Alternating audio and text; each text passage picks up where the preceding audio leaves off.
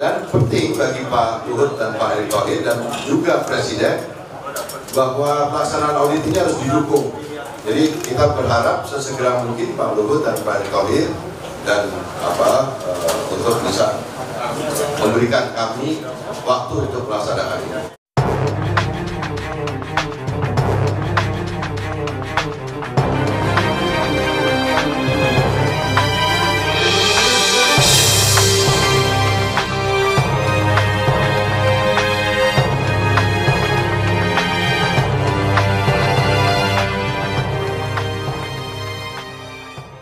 Assalamualaikum warahmatullahi wabarakatuh.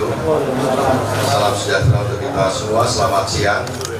Yang saya hormati teman-teman media cetak, elektronik dan online yang hadir memenuhi undangan kami dari Kaukus Masyarakat Sipil untuk Demokrasi dan Keadilan yang hari ini Senin tanggal 29 November 2021 sengaja mengundang teman-teman semuanya untuk hadir dalam acara konferensi pers kami untuk dalam rangka menanggapi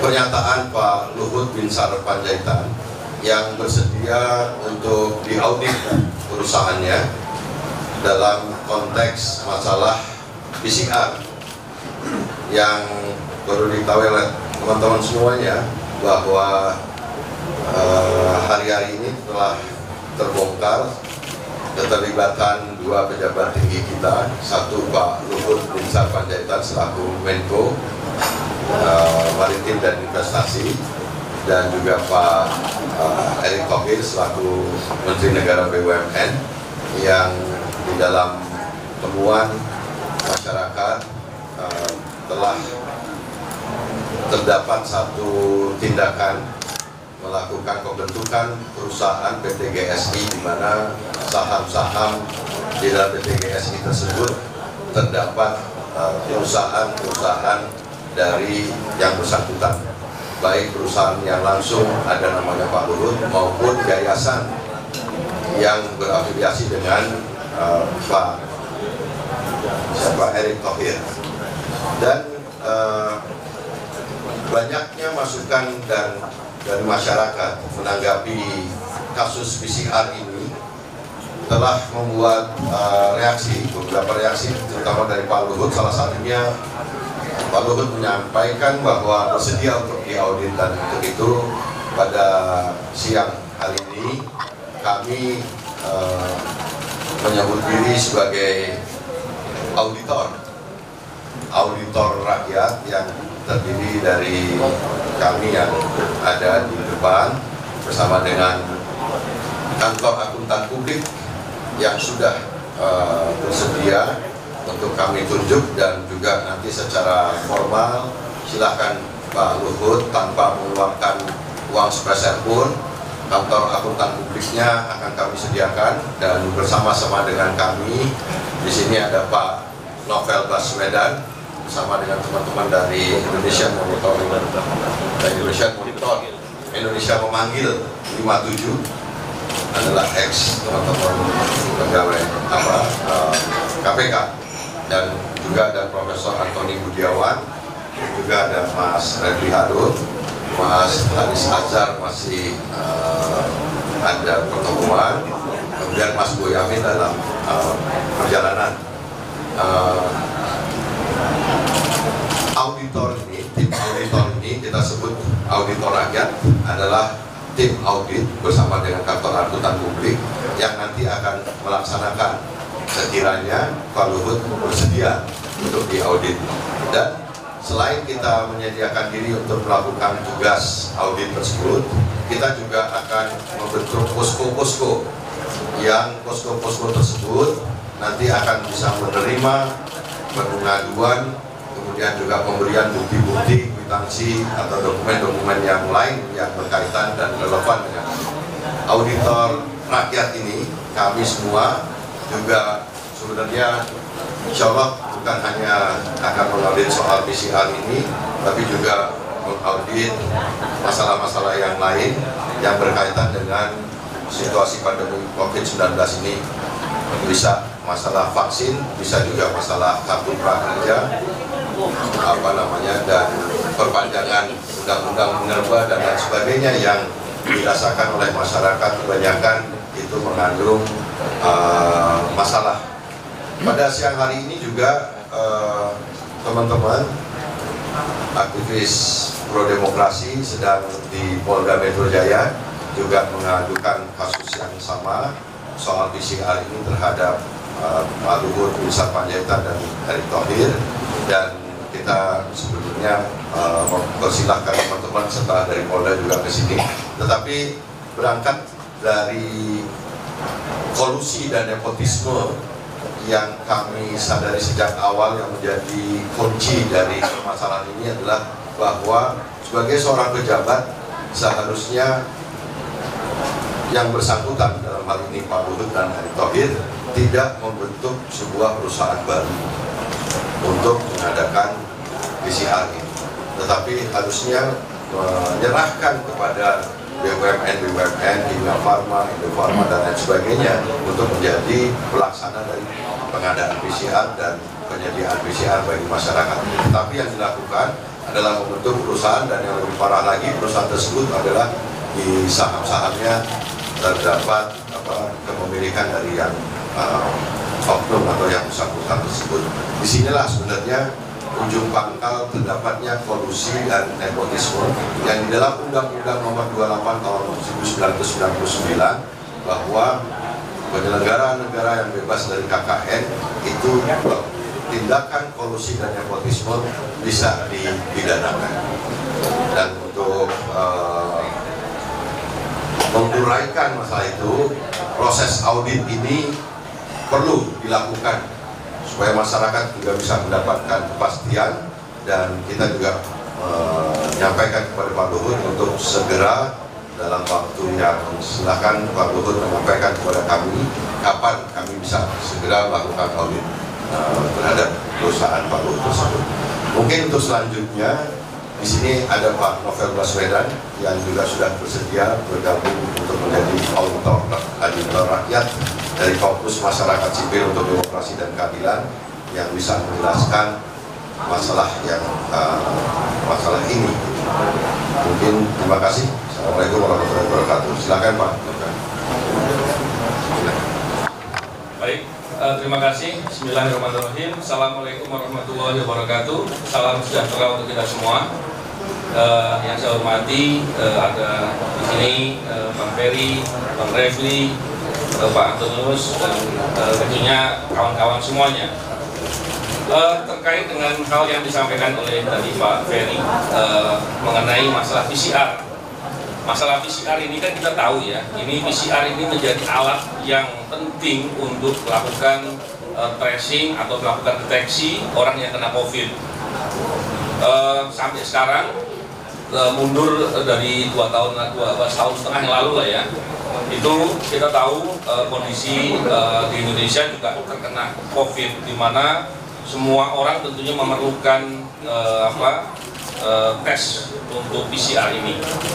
Beberapa waktu yang lalu saya bersama kawan-kawan saya melakukan penelitian singkat atau menemui pihak-pihak yang mengetahui soal hal ini, dan tentunya ketika di sana saya dan kawan-kawan kemudian bisa mulai memahami dengan lebih jelas bahwa ada dugaan kolusi atau dugaan korupsi di sana. Maka ini menjadi hal yang menarik, karena apa? PCR ini diperlukan oleh semua orang yang ada di Indonesia dan seluruh dunia tentunya. Tapi kita fokus dengan masalah di Indonesia, di mana ketika semua orang memerlukan dan kemudian ada dugaan, ada pihak-pihak tertentu yang memonopoli atau kemudian menguasai, yang dengan penguasaan tersebut terjadi kondisi di mana harga PCR menjadi mahal, dan ini dibebankan kepada negara dengan pembiayaan COVID dan juga kepada kita semua. Saya yakin barangkali ada juga di antara masyarakat yang kemudian untuk PCR harus berhutang barangkali, atau hal-hal lain yang kemudian itu sangat menyedihkan untuk kita semua. Saya juga pernah mengalami di mana saya pernah terkena COVID dan kemudian memahami di mana harga PCR juga mahal. Oleh karena itu, ini menjadi hal yang penting untuk diusut dengan lebih jelas. Selain itu juga, saya telah melihat bagaimana proses PCR itu dilakukan. Dari pemahaman yang saya lihat, karena saya bukan orang ahli soal perawatan kesehatan, tapi dari pemahaman saya, untuk membuat lab PCR itu tidak diperlukan lab yang begitu rumit, tetapi dengan lab yang sederhana itu bisa dilakukan. Artinya ketika lab PCR itu bisa dibuat di mana-mana, itu sebetulnya sangat bermanfaat untuk kita semua. Begitu juga dengan prosesnya.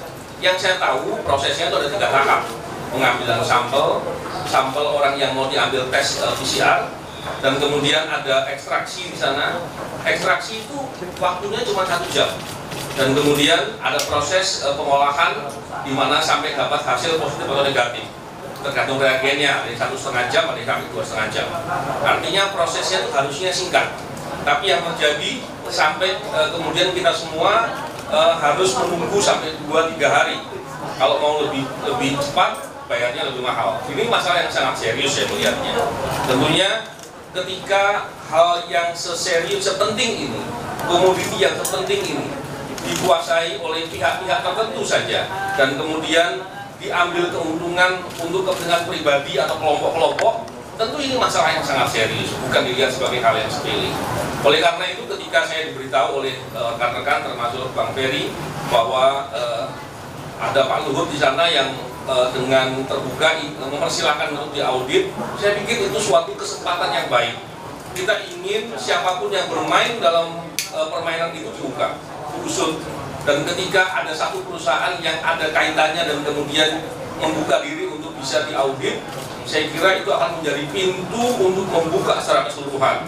Oleh karena itu, ketika ada tawaran ini, maka saya melihat ini suatu hal yang baik, dan tentunya karena semangat kita untuk memperbaiki segala permasalahan ini, termasuk juga berkeinginan, kita semua tentunya berkeinginan agar orang-orang yang bermain dalam kondisi negara sedang bencana, di mana bencana pandemi COVID sedang menimpa di seluruh dunia, dan orang kemudian tidak peduli dengan masalah hak asasi manusia yang sangat mendasar ini, maka sangat wajar kalau ini harus diusut tuntas dan diungkap.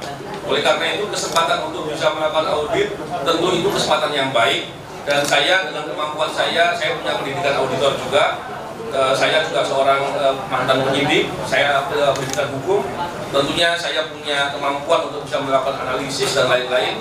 Saya berkeinginan ikut memberikan sumbangsih untuk bisa bersama-sama mengusut ini, dan kedepannya tentu negara tidak boleh diam, dan permasalahan ini harus diusut tuntas hingga bila ada kerugian keuangan negara pun harus ditarik kembali, dan semua orang yang berlaku jahat dengan mengambil keuntungan ini harus dipindahkan pertanggungjawaban.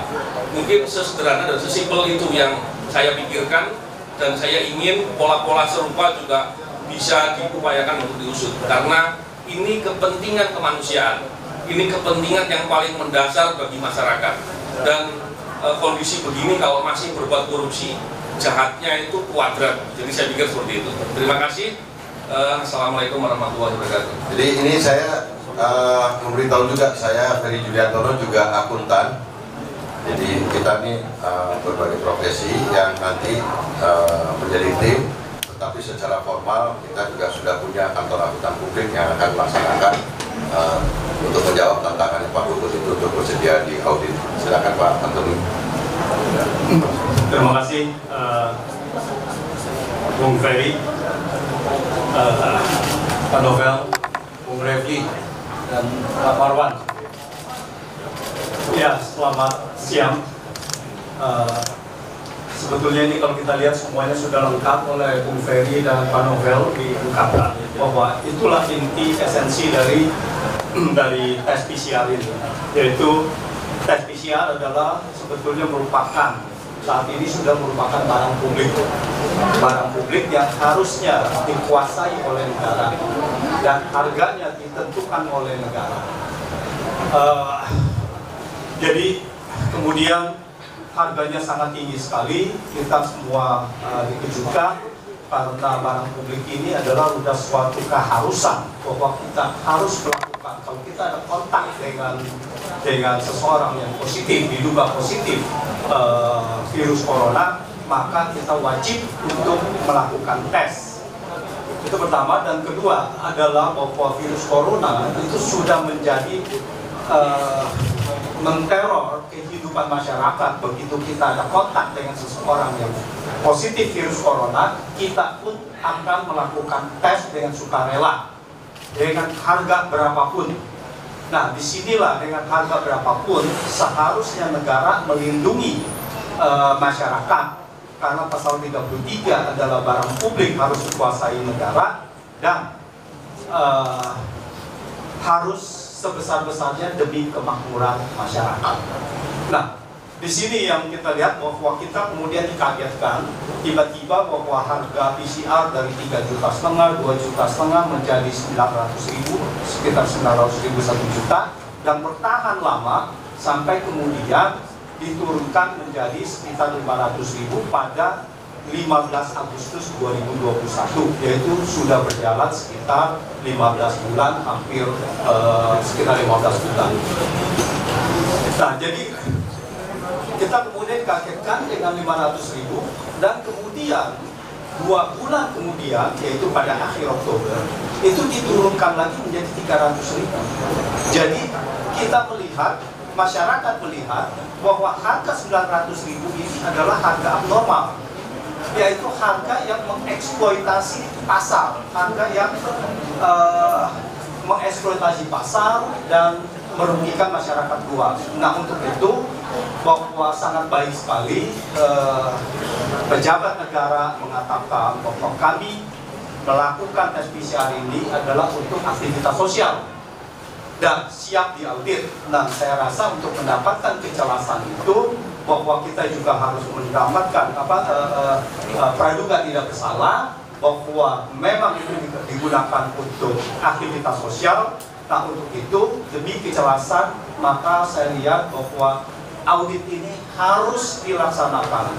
Kalau tidak dilaksanakan, maka pendapat masyarakat itu akan semakin meluas dan kecurigaan bahwa ini adalah eksploitasi dan bahkan melanggar pasal 33 Undang-Undang Dasar. Ini adalah sangat serius dan semoga bahwa ini semua bisa diluruskan. Saya rasa demikian. Terima kasih. Ya, terima kasih Mas Ferry. Assalamualaikum warahmatullahi wabarakatuh. Salam cadas. Salam jalan. Wartawannya nggak ada yang mau jawab salam kayaknya. Jadi saya ingin bicara satu tema saja mengenai good governance dan clean government. Jadi ini soal peradaban bernegara, soal etika publik, soal etika bernegara. Kadang-kadang kita dalam banyak hal menyepelekan seperti hal-hal seperti ini. Jadi penyepelean itu misalnya ada yang mengatakan kalau saya terima uang, saya siap mengundurkan diri, ya kan? Ada yang mengatakan kecil, cuma 2,5% dari volume PCR itu. Berapa sih untuk mengatakan bahwa uangnya kecil, ya kan? Yang dihitung oleh Agustinus Edi Kristianto itu paling tidak dalam durasi 7 bulan dengan harga PCR rata-rata 700.000. Jadi dari April 2020 sampai dengan Oktober 2020 itu catatan keuntungan minimalnya itu sudah 391,5 miliar. Coba lihat di Agustinus Edi Kristianto itu. Mungkin bagi sebagian orang itu bukan sebuah keuntungan yang besar, tapi soalnya kalau kita kaitkan dengan prinsip good governance dan clean government, maka peradaban negara-negara yang sangat menghargai prinsip ini, pejabat yang terlibat pada konflik of interest, benturan kepentingan seperti ini biasanya sudah mengundurkan diri karena ada perasaan malu. Nah, kalau di Indonesia jangankan ada perasaan malu, bahkan keterlibatan itu dikecilkan dan disepelekan seolah-olah nothing. Jadi sekali lagi ini terkait dengan peradaban kita berpemerintahan. Nah, saya berharap ya pejabat yang bersangkutan itu menunjukkan rasa malunya seperti pejabat-pejabat di negara lain, di Jepang misalnya, kalau zaman dulu malah harakiri, ya kan? Kalaupun tidak, karena bagian dari sebuah sistem pemerintahan kabinet di mana ada penghulunya, maka harusnya presiden yang bertindak untuk memberhentikan. Karena kalau kita kaitkan dengan prinsip good governance dan clean government, ini adalah kesalahan yang sangat-sangat fatal. Kenapa? Karena pengambil kebijakan itu juga melaksanakan bisnis terhadap kebijakan tersebut, baik langsung maupun tidak langsung, baik melalui perusahaan yang terafiliasi dengannya maupun melalui saudara-saudaranya misalnya. Jadi ini prinsip yang sangat luar biasa dilanggarnya dan bukan perkara yang seharusnya dikecil-kecilkan dan disepele-sepelekan. Itu saja kawan-kawan semua, terima kasih. Assalamualaikum warahmatullahi wabarakatuh. Kita langsung ke Pak Marwan. Setelah itu kita ada sesi kalau misalkan teman-teman ada yang mau tanya, silakan. Terima kasih Pak Ferry. Assalamualaikum warahmatullahi wabarakatuh. Selamat siang dan salam sejahtera untuk kita semua. Ada beberapa hal yang perlu diingatkan, diperingatkan kepada penyelenggara negara dan diingatkan kepada publik bahwa isu PCR yang menyangkut keterlibatan penyelenggara negara seperti Menko misalnya dan Menteri ini perlu berpegang kepada undang-undang yang berlaku, dan berlakunya juga itu karena berangkat dari kepentingan bersama melakukan reformasi, yaitu Undang-Undang Nomor 28 Tahun 99 tentang penyelenggaraan negara yang bersih dan bebas KKN. Nah, dengan simpang siurnya berita dan pembelaan dari minimal dua menteri yang sudah sering disebut-sebut, yaitu Pak Luhut dan Erick Thohir, maka sesuai dengan undang-undang itu, daripada ini menjadi isu liar dan bisa juga menimbulkan dianggap sebagai fitnah, maka kita kalau melihat pada undang-undang tadi itu perlu kembali kepada azas yang ada di dalam Undang-Undang 28 itu, yaitu tentang azas misalnya kepastian hukum. Ya, ini kita perlu berpegang ke sana. Jadi ada kepastian hukum, ini tidak lagi bahwa ada tuduhan di sisi lain pejabat yang diduga terlibat itu terus menyebar informasi seolah-olah tidak terlibat, apalagi memecilkan kekhawatiran publik itu. Tapi yang jelas saya pernah menyampaikan bahwa mayoritas publik itu sudah tidak percaya terhadap apa yang dijelaskan oleh penyelenggara negara tadi. Nah, supaya ada kepastian hukum, maka memang harus diproses. Jadi azas dalam Undang-Undang 28 tahun 99 itu misalnya ada 7 ya. Ada azas kepastian hukum, azas tertib penyelenggara negara, azas kepentingan umum, azas keterbukaan, azas proporsionalitas, azas profesionalisme, dan azas akuntabilitas. Ini masih berlaku undang-undangnya. Nah, atas dasar inilah saya kira salah satu alasan kita kenapa mengadakan acara seperti ini, untuk supaya ada kepastian hukum. Publik tidak disuguhi dengan informasi sepihak, tapi di sisi lain sebetulnya ada alat untuk menjelaskan yang sebenarnya apa yang terjadi. Maka saya mendukung tadi yang disampaikan oleh Pak Antoni tentang audit. Audit itu bisa dilakukan bagaimana caranya, itu oleh BPK misalnya atau BPKP. Nah, kalau BPK ingin ini diaudit, kita berharap DPR meminta BPK melakukan itu.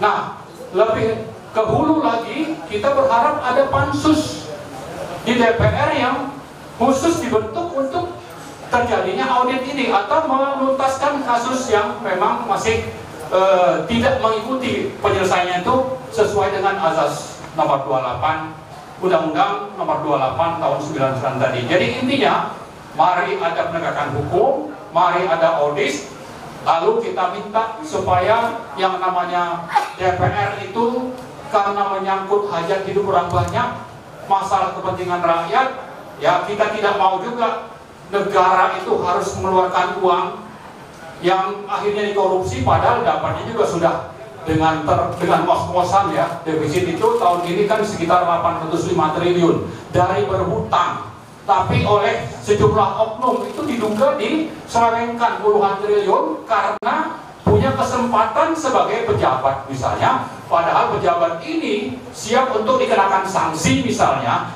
Kalau itu ada korupsi, maka sanksinya antara 2 sampai 14 tahun. Kalau itu nepotisme, maka sanksinya adalah antara 2 sampai 12 tahun.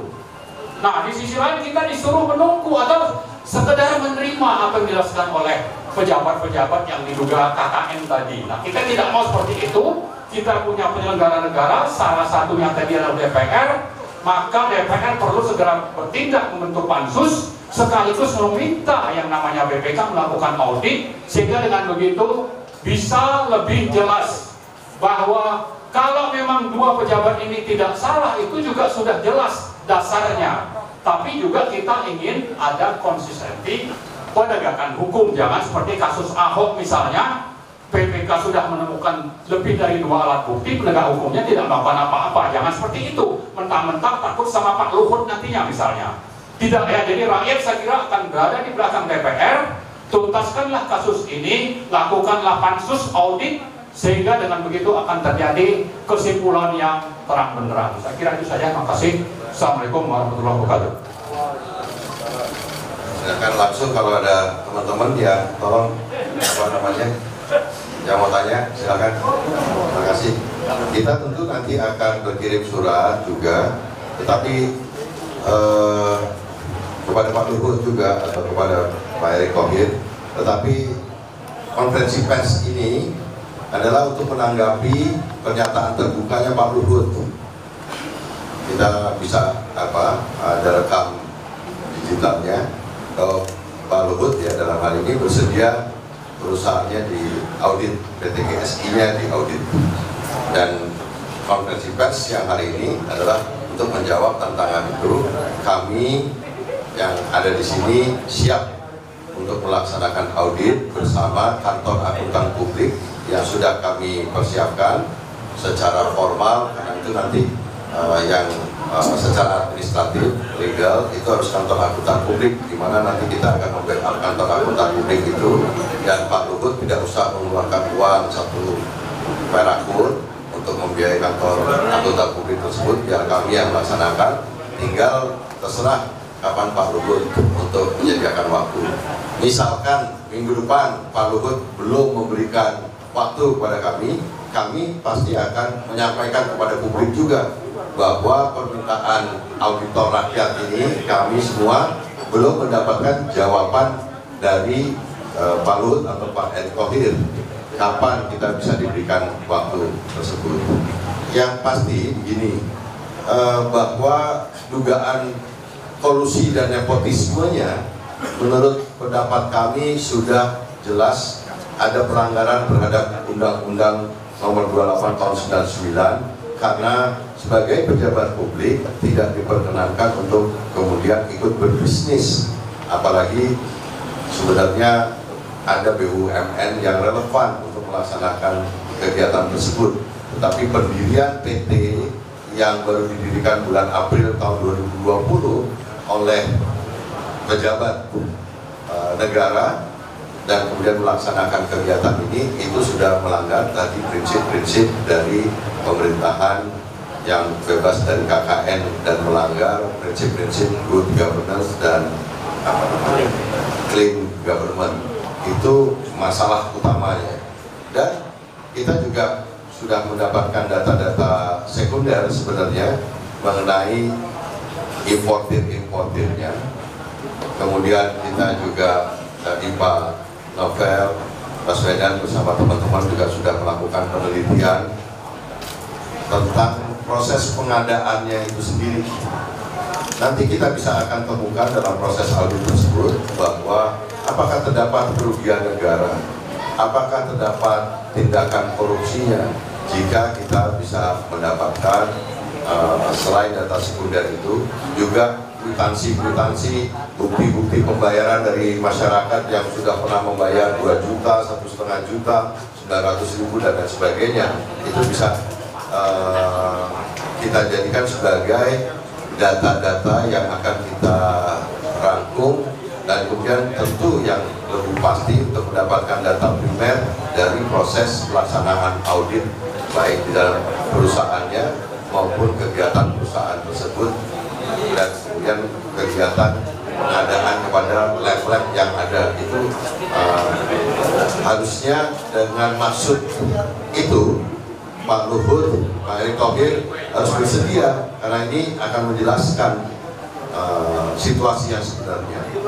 Dan menarik apa yang disampaikan oleh Pak Erick Thohir beberapa waktu yang lalu, beberapa hari yang lalu, bahwa penetapan harga PCR itu dilaksanakan dalam rapat terbatas bersama Presiden.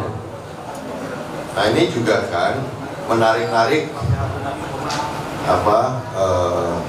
ke Presiden bahwa penetapan harga PCR ini yang dilaksanakan melalui peraturan Presiden bulan Agustus 2021 seharga kalau nggak salah 475.000 itu juga masih mengandung unsur kelebihan. Kita kan jadi tahu sebenarnya sekarang dengan penelitian dan pelaksanaan pendahuluan audit yang sudah kita laksanakan, bahwa berapa sih biaya produksi PCR ini, berapa harga wajar PCR, berapa butuh waktu dari mulai dicolok sampai keluar hasil tesnya, kita juga sudah tahu. Nah, ini adalah ruang lingkup dari audit yang akan kita laksanakan untuk menjawab pertanyaan Pak Luhut. Jadi kami dengan senang hati sebenarnya Pak Luhut tidak terlalu lama untuk menjawab, meskipun belum mendapatkan surat resmi, tapi dari konferensi pers ini diharapkan Pak Luhut maupun Pak Erick Thohir sudah bisa menerima sebenarnya informasi kesediaan kami untuk melaksanakan audit secara resmi kepada perusahaan yang ada kaitannya dengan PCR yang dimiliki sahamnya oleh Pak Luhut maupun Pak Erick Thohir. Terima kasih. Mungkin ada tambahan? Saat ini kan kita sebenarnya menyambut baik ketika diberi kesempatan. Oleh karena itu kami ingin kemudian dengan segera untuk bisa merespon itu dalam rangka bisa melakukan audit. Dalam konteks ini bukan dalam konteks langsung menyalahkan, tidak, tapi kita sudah mengetahui banyak hal yang apabila nanti ditambah dengan kesempatan untuk bisa melakukan audit ke PT GSI, tentu kita bisa mendapatkan data yang lebih jelas, yang lebih konkret, dan tentunya itu diperlukan untuk mengetahui fakta yang sebenarnya seperti apa. Tetapi perlu diketahui bahwa kami kan bukan aparatur negara, bukan pejabat yang bertanggung jawab atau bertugas untuk itu. Ada penegak hukum, ada lembaga-lembaga auditor dan lain-lain yang itu mewakili negara. Kami dalam rangka merespon itu di awal ya, tapi tentunya itu tidak berarti membuat lembaga-lembaga negara kemudian tidak perlu bekerja lagi, tidak demikian. Tentunya apabila nanti itu tidak bisa berjalan, seandainya, tentunya saya berharap bisa berjalan ya. Tetapi seandainya tidak berjalan, berarti tanggung jawab negara untuk bisa melakukan itu tentunya ada penegak hukum dan lain-lain. Ada KPK, ada BPK, dan banyak hal lagi. Tapi terkait dengan hal tadi, sebagaimana dikatakan oleh Pak Ferry tadi, bahwa di antara kami juga sudah banyak mendapatkan informasi, mendapatkan data-data, dan itu nanti bisa dikonfirmasi dalam pemeriksaan atau lebih lanjut. Apabila nanti ternyata ketika kita periksa diketahui adanya dugaan korupsi atau dugaan kejahatan lain, maka kami juga bertanggung jawab untuk melaporkan kepada aparatur penegak hukum yang mempunyai tanggung jawab untuk itu. Jadi saya kira ini bukan suatu hal yang berlebihan. Saya melihat ini suatu hal yang lumrah, bahkan seharusnya memang dilakukan, karena memang ini masalah kemanusiaan, masalah yang sangat mendasar korupsi yang terjadi, yang dugaan korupsi yang terjadi pada saat bencana. Artinya ini masalah yang sangat serius. Korbannya tentu kita semua. Oleh karena itu respon ini menurut saya respon yang sangat wajar dan sangat sebagaimana mestinya lah. Ketika kita semua menjadi korban, kita melihat sesuatu yang keterlaluan. Jadi sangat wajar kita ingin berpartisipasi atau bersungguh-sungguh untuk merespon ketika ada tawaran untuk bisa melakukan audit yang nantinya saya yakin akan bisa membantu untuk mengungkap lebih jauh tentang skandal ini. Saya katakan skandal aja, gitu. Kita harus bedakan dua hal, yaitu dugaan tindak pidana korupsi dan pelanggaran etika berpemerintahan.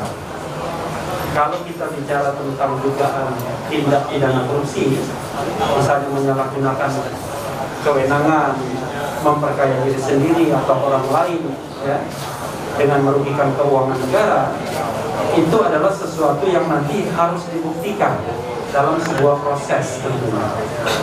Tapi kalau pelanggaran etika berpemerintahan, menurut saya pribadi, ya, tidak untuk mewakili teman-teman lain, itu sudah terjadi pelanggaran etika itu. Karena kenapa saya katakan sudah terjadi pelanggaran etikanya? Karena kepemilikan saham itu tidak dibantah baik oleh Erick Thohir maupun oleh Luhut Binsar Panjaitan, bahkan diakui. Jadi baik langsung maupun melalui juru bicara masing-masing. Artinya memang saham yang ada baik langsung maupun tidak langsung pengelolaan itu memang sudah diakui. Karena itu saya mengatakan dalam konteks ini pelanggaran etika berpemerintahan itu sudah terjadi. Dimana kalau di luar negeri, di negara-negara demokratis yang beradab, yang seperti ini biasanya orang mengundurkan diri, tidak perlu menunggu sinyal kekuasaan atau sinyal orang nomor satu untuk memberhentikan. Tapi kalau di sini beda lah, dikecilkan saja seperti ini. Itu ya tambahannya.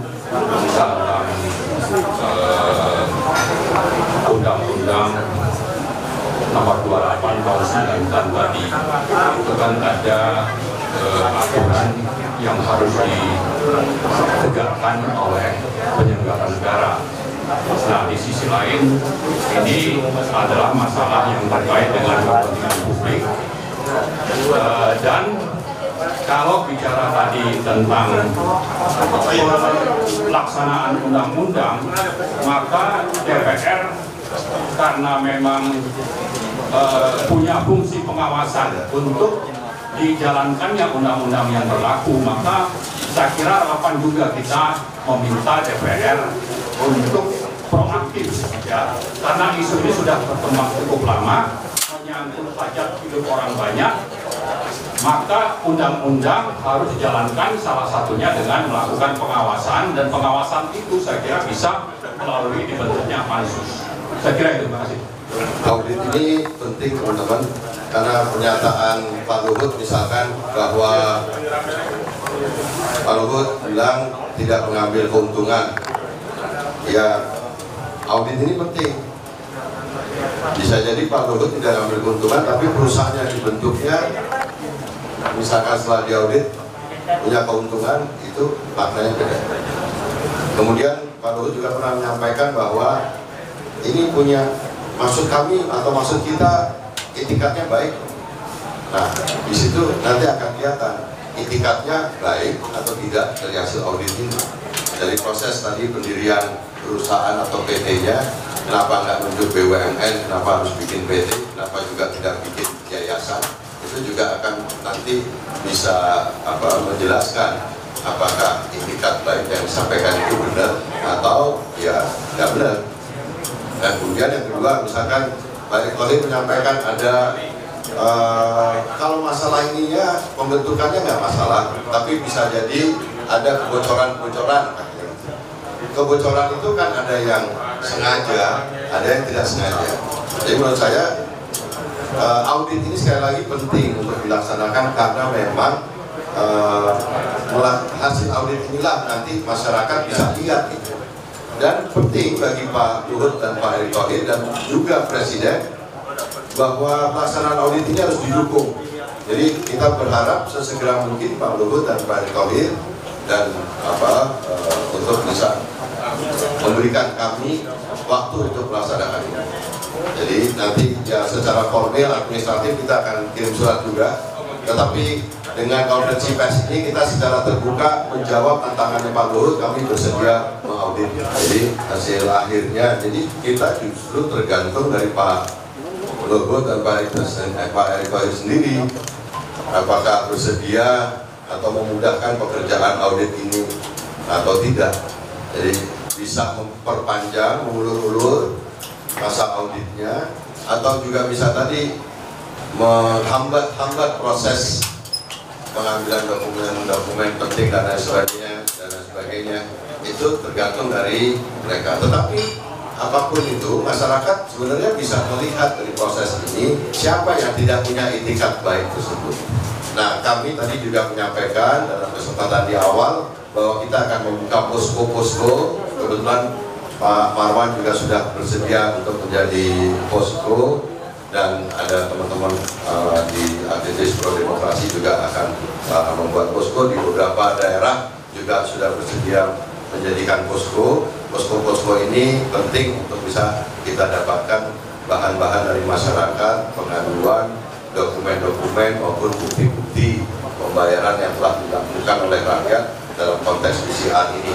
Nah, nanti dari hasil dokumen-dokumen yang terkumpul melalui melalui posko dan dari kegiatan audit ini, kita akan bisa melangkah lebih jauh untuk melaksanakan misalnya tax action kepada negara dalam kaitan soal PCR maupun dengan soal-soal yang lain yang relevan dan berkaitan dengan masa pandemi COVID-19 ini. Jadi kita ingin justru melakukan langkah ini adalah dalam rangka untuk bisa menjawab kebutuhan dari masyarakat terhadap kepastian pelanggaran PCR ini, pelanggaran terhadap kolusinya, kemudian pelanggaran tindak pidana korupsinya dan lain sebagainya. Jadi kita pun juga di sini hadir untuk membela kepentingan rakyat, karena PCR ini uangnya rakyat yang diambil oleh yang berbisnis di PCR ini. Jadi ini sebenarnya sebuah perbuatan yang bukan sepele, tapi perbuatan yang besar, masalah besar, dan oleh karena itu kami semua di sini bersepakat untuk menindaklanjuti dengan jawaban atau tantangan dari Pak Luhut untuk bersedia di audit, dan kita akan melaksanakan audit itu. Terima kasih. Tadi disinggung bahwa audit ini adalah diperkirakan atau sebetulnya adalah merupakan respons dari keterbukaan informasi yang diinginkan oleh pejabat publik, yaitu Pak Luhut, dan ini yang harus diambil disambut dengan baik. Dan kedua adalah, kalau pertanyaan yang tadi, bagaimana kalau ini adalah dipersulit atau tidak mendapatkan data dan sebagainya, ya tentu saja bahwa di sini adalah hak perusahaan apakah mau diaudit atau tidak. Ya, hak perusahaan itu artinya dari pemegang saham apakah mau sukarela diaudit. Tentu saja kalau dia tidak mau, ya kita tidak bisa. Tetapi yang tadi katakan posko-posko itu adalah untuk menampung dari masyarakat berapa yang sudah dibayarkan, dan jadi kalau masyarakat menganggap bahwa ini adalah sudah kemahalan dan akan diadakan investigasi sendiri apakah memang harga ini kemahalan, maka bahwa di situ ada kemungkinan keuntungan yang abnormal. Dari keuntungan abnormal ini mungkin yang tadi dikatakan bahwa ada rakyat berhak untuk menggugat yang dilakukan dengan class action itu. Nah, kalau rakyat menggugat, artinya adalah menggugat kepada siapa? Menggugat kepada perusahaan untuk bersedia di audit, yaitu dimintakan kepada aparat hukum, pengadilan, untuk memerintahkan bahwa ini tadi sukarela, bahwa ini adalah bisa diaudit. Nah itu adalah salah satu jalan kalau ini tidak ada sukarela untuk bisa diaudit. Saya rasa begini. Begini, kawan-kawan sekalian, terutama yang tadi ya, yang nanya mengenai tindak lanjut. Jadi kegiatan seperti ini bukan berpretensi untuk menggantikan fungsi negara. Itu yang paling penting. Ini adalah fungsi yang bukan primer, sekunder, substitusi ketika negara itu tidak hadir, negara tidak mengerjakan tugasnya.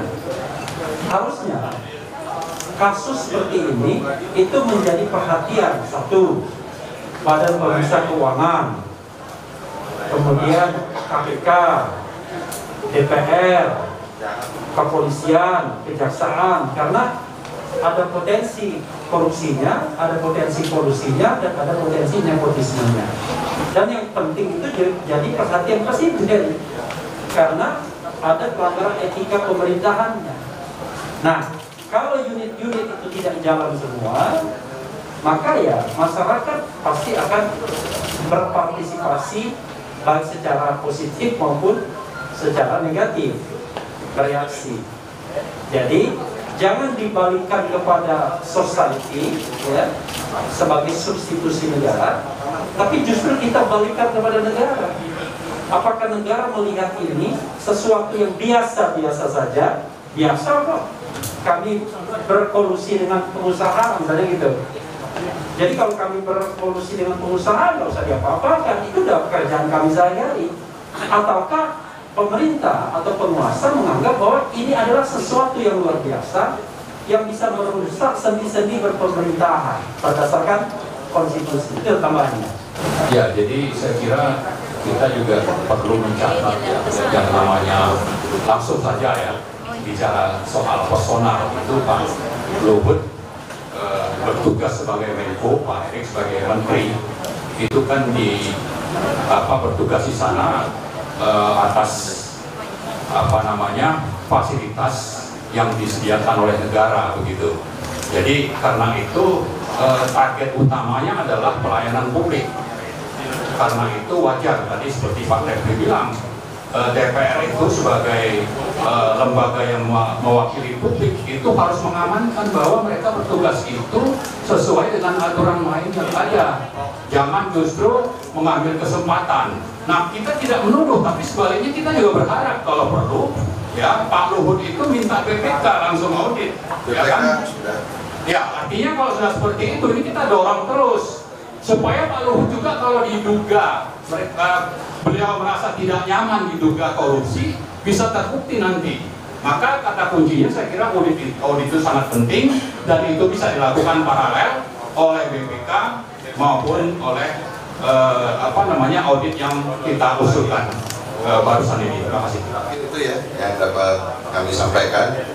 Terima kasih sekali lagi atas partisipasi teman-teman semua pada acara konferensi pers Kaukus Masyarakat Sipil untuk Demokrasi dan Keadilan Sosial untuk mendirikan auditor rakyat dan pendirian posko-posko pengaduan masyarakat dalam kasus PCR ini maupun kasus-kasus yang relevan dalam konteks pandemi COVID-19 di tanah air.